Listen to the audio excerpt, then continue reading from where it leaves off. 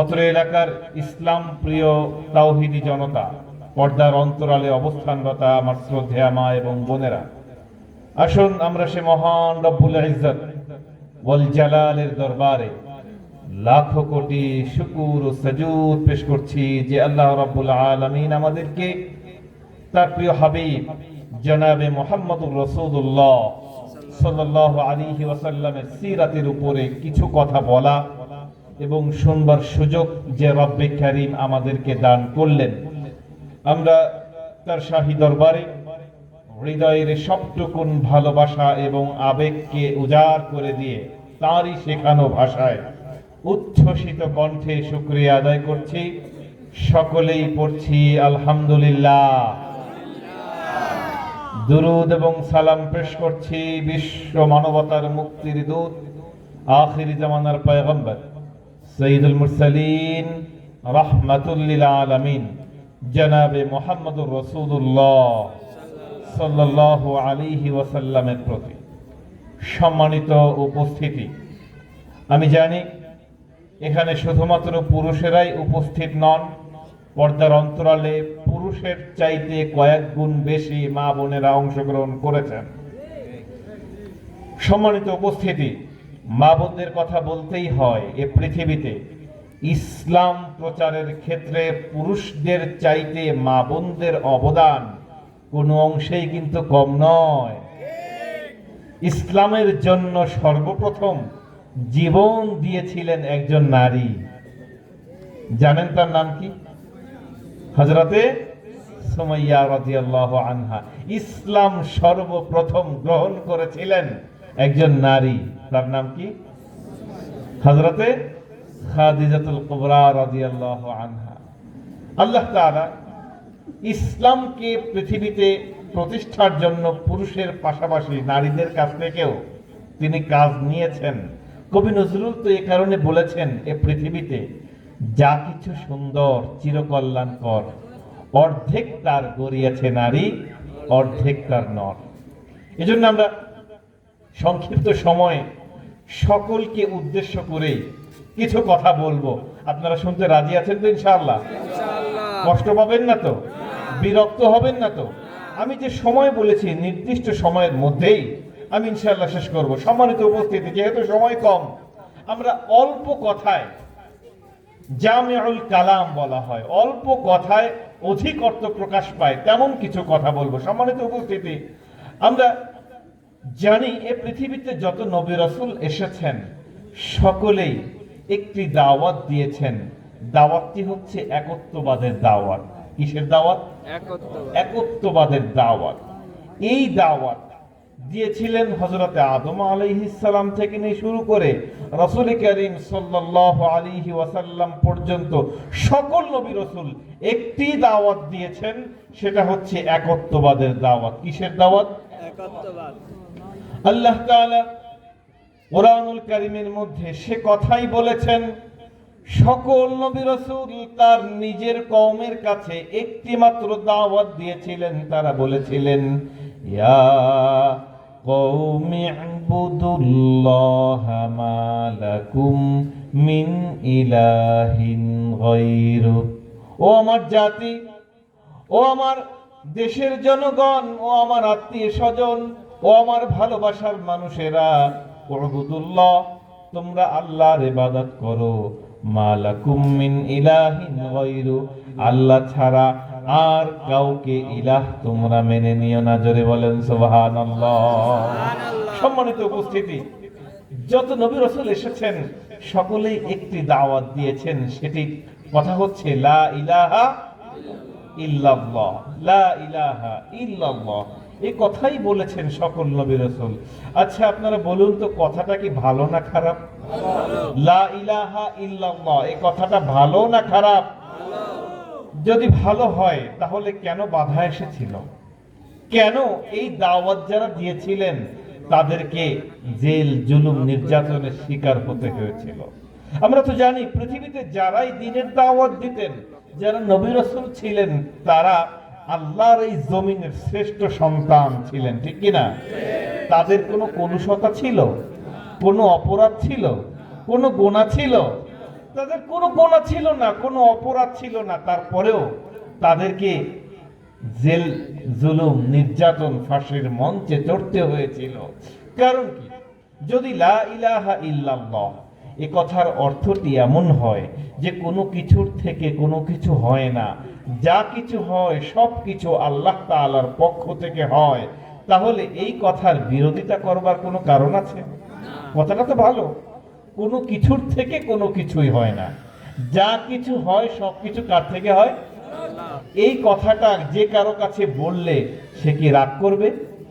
না, রাগ করার কথা নাই। তাহলে কেন জনাবে মুহাম্মদুর রাসূলুল্লাহ সাল্লাল্লাহু আলাইহি ওয়াসাল্লাম, জগতের শ্রেষ্ঠ মহামানব, তিনি তো এই দাওয়াতই দিয়েছিলেন লা ইলাহা ইল্লাল্লাহ। এই দাওয়াত দেওয়ার সাথে সাথে যে মানুষটিকে এতদিন বলা হতো আল আমিন, যে মানুষটিকে বলা হতো বিশ্বস্ত, যাকে ভালোবাসতো মক্কার সবাই, যখনই তিনি লা ইলাহা ইল্লাল্লাহ এই দাওয়াত দিয়েছেন, সঙ্গে সঙ্গে ওই ভালোবাসার মানুষগুলোই তার বিরোধী হয়ে গিয়েছিল।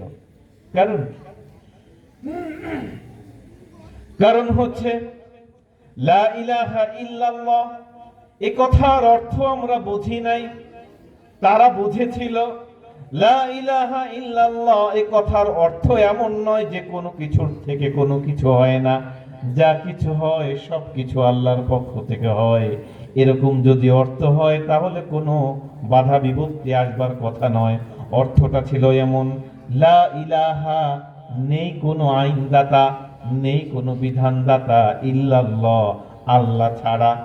এ জমিন চলবে আল্লাহর আইনে, আদালত চলবে আল্লাহর আইনে, মানুষের ব্যক্তি পরিবার সমাজ এবং রাষ্ট্রীয় জীবন চলবে কার আইনে? জোরে বলেন। একমাত্র আল্লাহর আইনে এই পৃথিবী চলবে। এই কথা বলবার কারণে নবী রাসূলদের উপরে বাধা এসেছিল, জেল এসেছিল, জুলুম এসেছিল। আমরা আজও কালেমার দাওয়াত দেই, মসজিদে মসজিদে, বাড়িতে বাড়িতে, দরজায় দরজায় কালেমার দাওয়াত দেই। আমাদের তো বিরোধিতা হয় না, আমাদেরকে ভালো ভালো খাবার দেয়া হয়, অথচ রাসূল করিম সাল্লাল্লাহু আলাইহি ওয়াসাল্লাম যখনই বলেছিলেন লা ইলাহা ইল্লাল্লাহ, নেই কোনো আইনদাতা, নেই কোনো বিধানদাতা, নেই কোনো পালনকর্তা আল্লাহ ছাড়া, তখনই তার উপরে বাধা এসেছিল। কারণটা কি? কারণ হচ্ছে লা ইলাহা ইল্লাল্লাহ এ কথার অর্থ যদি হয় আল্লাহ ছাড়া কোনো সৃষ্টিকর্তা নাই, তাহলে কোনো বাধা ছিল না। কারণ কাফেররাও জানতো সৃষ্টিকর্তা কে? আল্লাহ।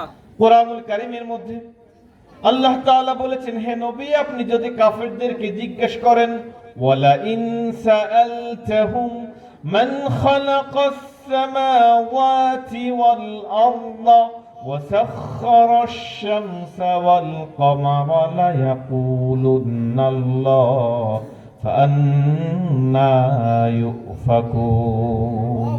যদি আপনি তাদের কাছে জিজ্ঞেস করেন, তোমরা বলো তো, মান খালাকাস সামাওয়াতি ওয়াল আরদা, আসমান এবং জমিন কে সৃষ্টি করেছেন, ওয়া সাখখারাশ শামসা ওয়াল কমার, কে ওই চন্দ্র এবং সূর্যকে সৃষ্টি করেছেন, লা ইয়াকুলুন্নাল্লাহ, ওই কাফের আবু জেহেল, উতবা, সাইবা, আবু লাহাব, ওরা বলবে লা ইয়াকুলুন্নাল্লাহ, এই সব কিছু আল্লাহ তাআলা সৃষ্টি করেছেন।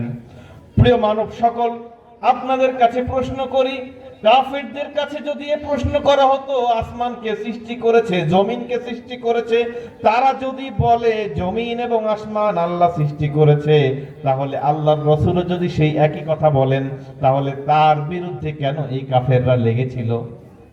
বিরোধিতা কেন হয়েছিল?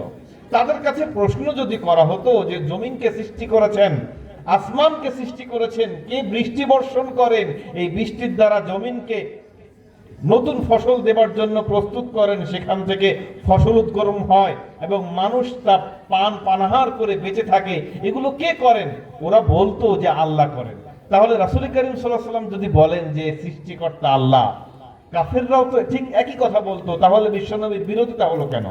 বিরোধিতা হয়েছিল এই কারণে, তিনি শুধুমাত্র এতটুকু কথা বলেই থেমে থাকেন নাই যে সৃষ্টিকর্তা আল্লাহ, তিনি বলেছেন লা ইলাহা, নেই কোনো বিধানদাতা, যেই আল্লাহ সৃষ্টি করেছেন জমিন, যেই আল্লাহ সৃষ্টি করেছেন আসমান, সেই আল্লাহর আইন দিয়েই এই জমিন চলতে হবে। এই কথা বলবার কারণেই তার বিরোধিতা হয়েছে। তিনি বলেছেন আলা লাহুল খালকু ওয়াল আমরু, সৃষ্টি যার, আইন চলবে, এই কথাই হচ্ছে বিরোধিতার কারণ। হযরতে মূসা আলাইহিস সালাম যখন কালেমার দাওয়াত দিলেন, ফেরাউন নিজেও তো আল্লাহকে বিশ্বাস করত। সে যখন নীল দরিয়ায় পানি আসে না, আল্লাহর কাছে গিয়ে সিজদা দিয়ে বলতো, ওগো মাবুদ, আমি জানি তুমি আমাদের রব, যদি নীল দরিয়ায় পানি না দাও মানুষেরা আমাকে রব বলে মেনে নেবে না। আমি জানি তুমি আমাদের রব, তুমি আমার কথায় নীল দরিয়ায় পানি দাও। আল্লাহ তাআলা তার কথায় নীল দরিয়ার পানি দিয়েছিলেন। ফেরাউনও জানতো আল্লাহ একজন আছে। তাহলে হযরত মূসা আলাইহিস সালাম যখন ফেরাউনকে দাওয়াত দেয়, ফেরাউন কেন বিরোধিতা করেছিল? হযরতে মূসাকে কেন জেলের মধ্যে নিতে চেয়েছিল? কেন হযরতে মূসাকে তিনি হত্যা করতে চেয়েছেন? কারণ কি? আল্লাহ তাআলার নবী হযরতে মূসা লা ইলাহা ইল্লাল্লাহ মূসা কালিমুল্লাহ এই কথা বলেছিলেন। এই কথার অর্থ ছিল আল্লাহ ছাড়া কোনো বিধানদাতা নাই, সুতরাং ফেরাউন তোমার কথা মতো জমিন চলবে না, মানব রচিত কোনো আইন দিয়ে এই জমিন চলবে না। আদালত, কোর্ট কাছারি, অফিস আদালত সব কিছু চলবে ওই আল্লাহর আইনে।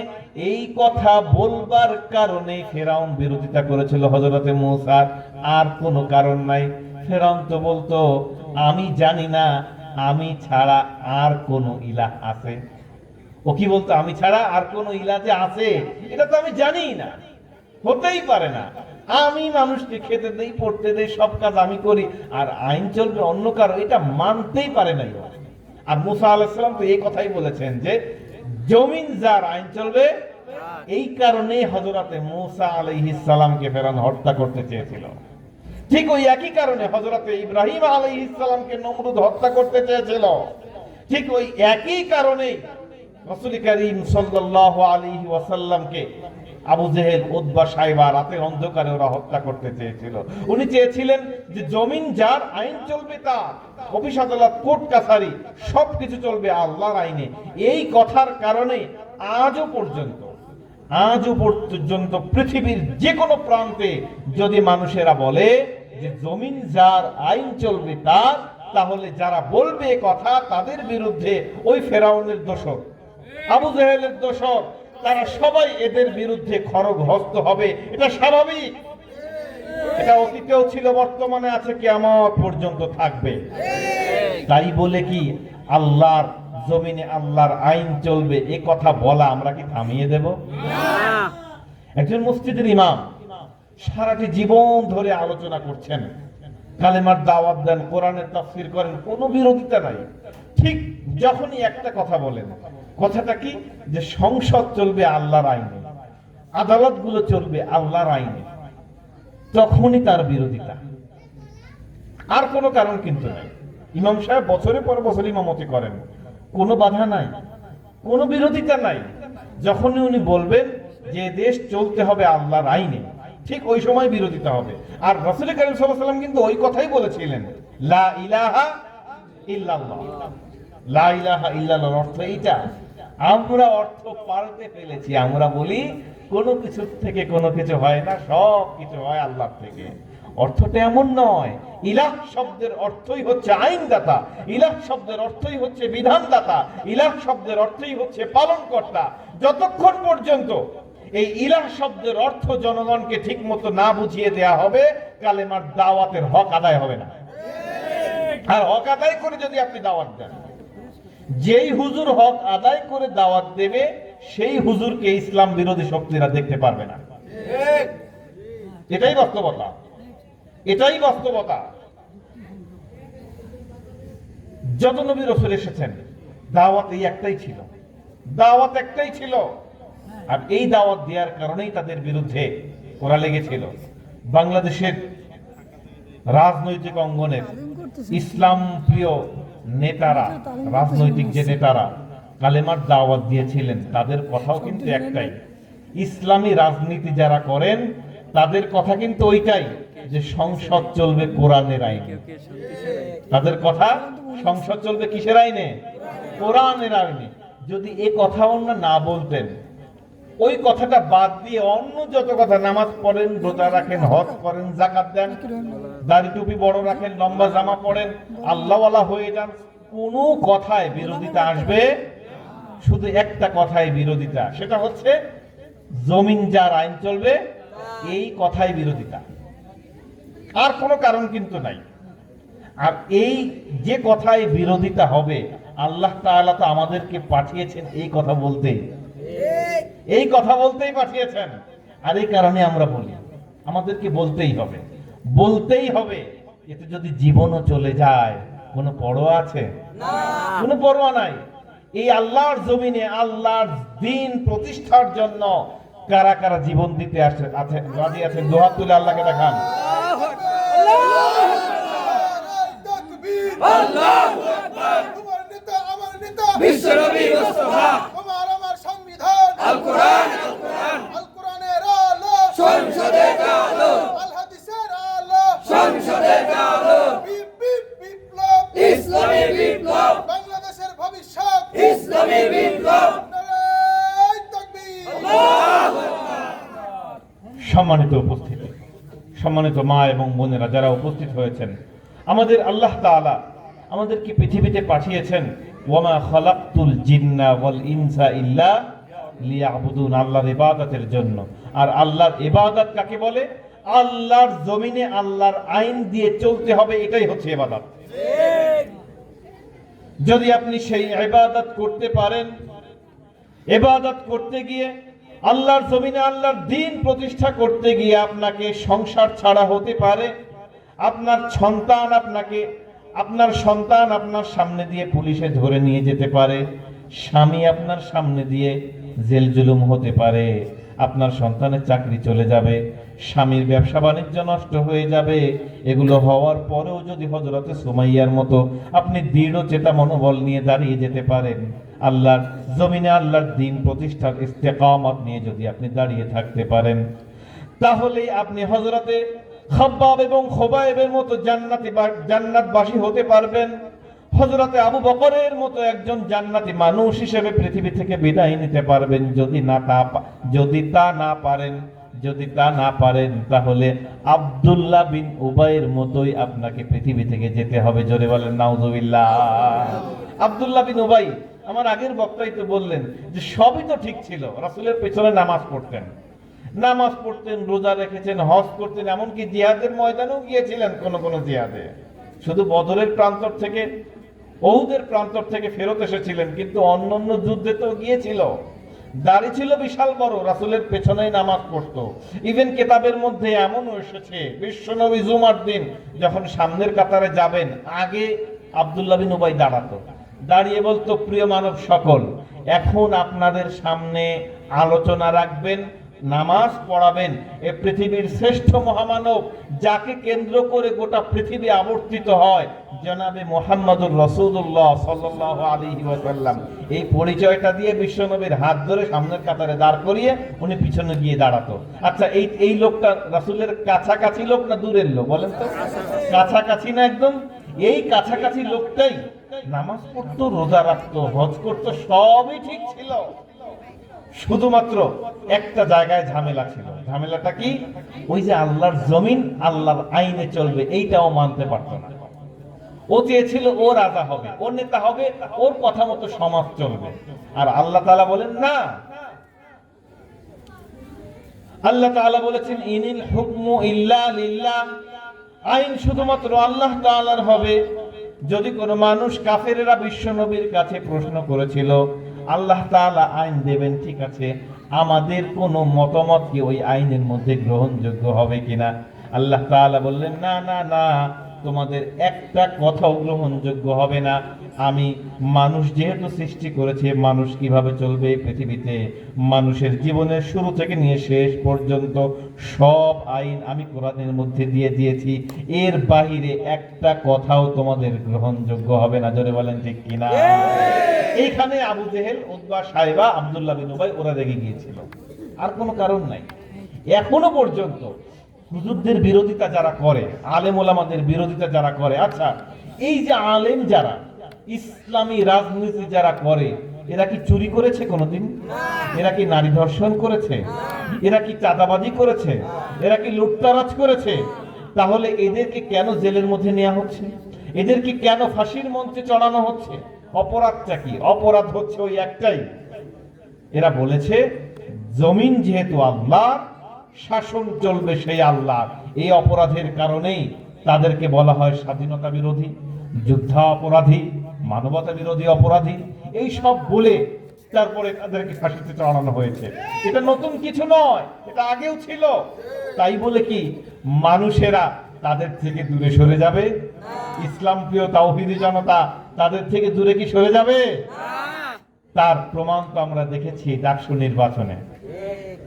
এদেশের তরুণ সমাজ তাদেরকে আর স্বাধীনতা বিরোধী এই কথা বলে, এই ট্যাবলেট খাইয়ে ইসলামী দল থেকে দূরে সরানোর সুযোগ নেই। এদেরকে এই ট্যাবলেট আর বিক্রি করা যাচ্ছে না। এদেশের যুব সমাজ জেগে উঠেছে, তারা সচেতন হয়েছে। আগামীর ভবিষ্যৎ ইসলামের ভবিষ্যৎ। এদেশে আমরা অনেক দল দেখেছি, অনেক রাষ্ট্র ক্ষমতায় মানুষ দেখেছি, বিভিন্ন দল দেখেছি। একটা দল দেখা বাকি, সেটা হচ্ছে কোরআনের দল। কোন দল দেখা বাকি? আমরা বিভিন্ন শাসন দেখেছি, আল্লাহর আইনের শাসন দেখি নাই। এখন আমরা ওই শাসন দেখতে চাই। আপনারা রাজি আছেন তো ইনশাআল্লাহ? আল্লাহর জমিনে আল্লাহর দ্বীন প্রতিষ্ঠার আন্দোলনে আল্লাহর কোরআনের শাসন চলবে, এটা আপনারা দেখতে চান? যদি দেখতে চান আল্লাহর কাছে দুহাত তুলে সাক্ষী দেন।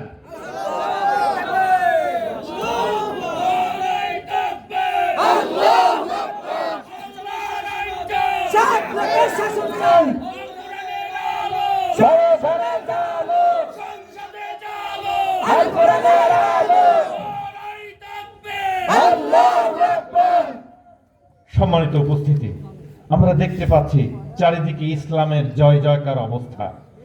শহর, বন্দর, গ্রাম গঞ্জ, গ্রাম থেকে শহর, প্রত্যেকটা জায়গায় ছোট থেকে বড়, আবার বৃদ্ধ বনিতা, নারী পুরুষ, প্রতিটি মানুষের মুখে মুখে এখন ইসলামের কথাই হচ্ছে। তারা বলছে অনেককেই তো দেখেছি চুরি, ডাকাতি, খুন, গুম, হত্যা, রাহাজানি, চাঁদাবাজি, টেন্ডারবাজি ছাড়া আর কিছুই দেখি নাই। এখন আমরা একটি দলকে দেখতে চাই যারা পরীক্ষিত, মাত্র 2টা মন্ত্রণালয় তারা দায়িত্ব পালন করেছিল, 2 জন মন্ত্রী 3টা মন্ত্রণালয়ে দায়িত্ব পালন করেছিল অল্প কিছু দিনের জন্য।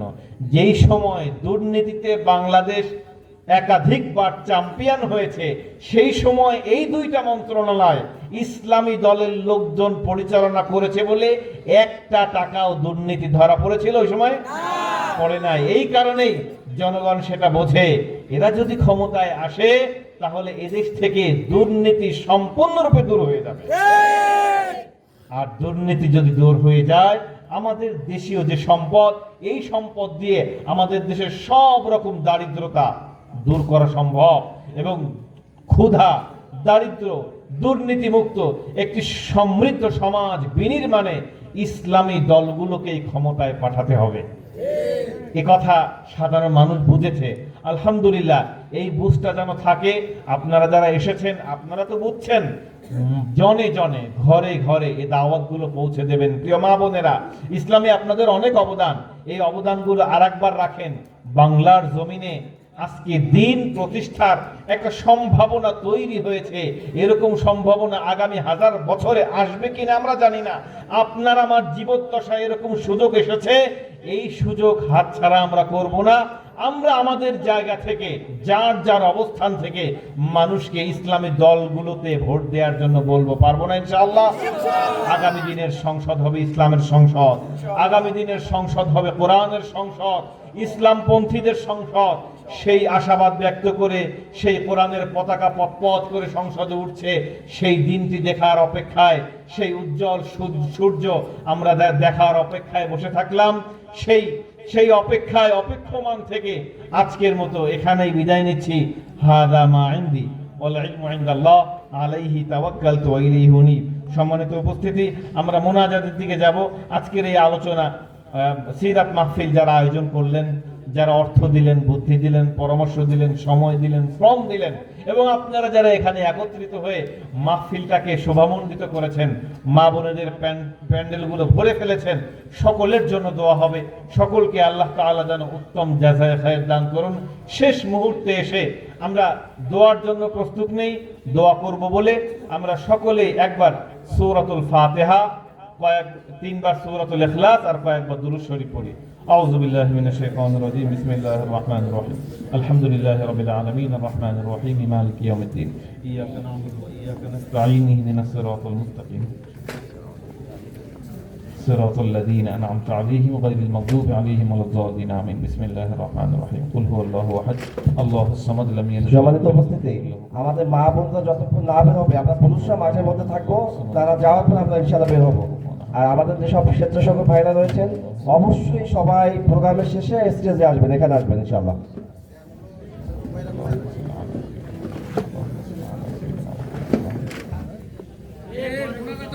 اللهم آمين ربنا ظلمنا أنفسنا وإن لم تغفر لنا وترحمنا لنكونن من الخاسرين আল্লাহ তাআলা মহিয়ান গরিবান সর্বশক্তিমান গভীর রজনীতে বাংলাদেশ জামাত ইসলামী ৪ নং সিংহের চর ও ৭ নং মুসাব্বতপুর ওয়ার্ড কর্তৃক আয়োজিত সিরাতুন নবী সাল্লাল্লাহু আলাইহি ওয়াসাল্লাম মাহফিল উপলক্ষে আমরা যারা এখানে একত্রিত হয়েছি, আল্লাহ তাআলা আসরের পর থেকে নিয়ে আলোচনা হয়েছে, কোরআন তেলাওয়াত করা হয়েছে, দুরূদ পাঠ করা হয়েছে, জিকির আজকার যা কিছু করা হলো সবটুকু সোনার মদিনায় নবী পাকের রওজা মুবারাকা দিয়াতেন পৌঁছে দাও। তাম পৃথিবীর মাটির নিচে যত মুমিনিন মুমিনাত শুয়ে আছেন, আল্লাহ তাদের সকলের রূহের পরে সব পৌঁছে দাও। বিশেষ করে আমরা যারা হাত তুললাম, আমাদের আব্বা আম্মা, দাদা দাদি, নানা নানি, ভাই বোন, আত্মীয় স্বজন, ওস্তাদ মুরব্বী, স্ত্রী, সন্তান, পরিবার, নিকটবর্তী দূরবর্তী আত্মীয় স্বজনের মধ্য থেকে যারা ইন্তেকাল করে ওই গহীন অন্ধকার কবরে চলে গেছে, আল্লাহ তাদের সকলের রূহের পরে সব পৌঁছে দাও। কবরগুলিকে জান্নাতের টুকরায় পরিণত করে দাও। আল্লাহ তাআলা এই মাহফিলের আয়োজন যারা করেছেন আর শোনার জন্য যারা এসেছেন, আল্লাহ তাআলা কিয়ামতের দিন মুসিবতের সময় এই মাহফিল আমাদের সকলের জন্য নাজাতের জরিয়া বানিয়ে দিও আল্লাহ। আল্লাহ তাআলা শত শত মা বোনেরা এখানে একত্রিত হয়েছেন, পুরুষেরা এসেছেন, ছোট বড়, বৃদ্ধ বনিতা যারা এসেছেন, আল্লাহ তাআলা সকলকে তুমি কবুল আর মঞ্জুর করে নাও। আল্লাহ তাআলা তোমার কাছে এই গভীর রজনীতে ফরিয়াদ জানাই, যা শত শত মানুষ একত্রিত হয়েছি, আমরা এই জমিনে তোমার দ্বীন প্রতিষ্ঠা দেখে যেতে চাই। আল্লাহ তাআলা তোমার দ্বীন প্রতিষ্ঠার আন্দোলনে আমাদের সকলকে অংশগ্রহণ করবার তৌফিক তুমি দান করে দাও। আল্লাহ তাআলা আগামী দিন এদেশে যেন কোরআনের পতাকা উঠতে পারে, সংসদগুলো যেন কোরআন দিয়ে চলে, অফিস আদালত যেন কোরআন দিয়ে চলে, আল্লাহ সেই পরিবেশ তুমি তৈরি করে দাও। আল্লাহ তাআলা সেই পরিবেশ তৈরি করার ক্ষেত্রে এই এলাকার সকল মানুষকে অগ্রণী ভূমিকা পালন করবার তৌফিক তুমি দান করে দাও। আল্লাহ তাআলা এই এলাকায় মাহফিল আয়োজন করেছিল যে উদ্দেশ্যে, তোমার দ্বীন প্রচারের উদ্দেশ্যে, আল্লাহ তাআলা তোমার হাবিবের সিরাত প্রচারের উদ্দেশ্যে আয়োজন করা হয়েছে। আল্লাহ তাআলা যারা করলেন, অর্থ দিলেন, বুদ্ধি দিলেন, পরামর্শ দিলেন, সময় দিলেন, শ্রম দিলেন, আল্লাহ তাআলা তাদের সকলকে কিয়ামতের দিন তোমার দ্বীনের দায়ী হিসেবে তুমি কবুল আর মঞ্জুর করে নাও। আল্লাহ তাআলা এলাকার মা বোনদেরকে কবুল করে নাও, এলাকার যুবকদেরকে তুমি কবুল করে নাও। আমাদের মধ্যে অনেকে অসুস্থ আছেন, আল্লাহ তুমি সুস্থ করে দাও। অনেকে অভাবগ্রস্ত আছেন, আল্লাহ অভাব দূর করে দাও। অনেকে ঋণগ্রস্ত আছেন, আল্লাহ ঋণ পরিশোধ করবার তৌফিক দাও। যতগুলো বাড়ি ঘর আছে এলাকায় প্রত্যেকটা ঘরকে তুমি ইসলামের ঘর হিসেবে কবুল করে নাও। আল্লাহ তাআলা চর মুসাব্বতপুর ইউনিয়ন এবং সিংহের চর এই অঞ্চলটাকে আল্লাহ তাআলা তুমি কোরআনের ঘাঁটি হিসেবে কবুল করে নাও। আল্লাহ তাআলা এই এলাকা থেকে যেন ইসলামের আওয়াজ সর্বপ্রথম বুলন্দ হয়, সেই রকম মর্দে মুজাহিদ এই এলাকার মধ্যে তুমি পয়দা করে দাও।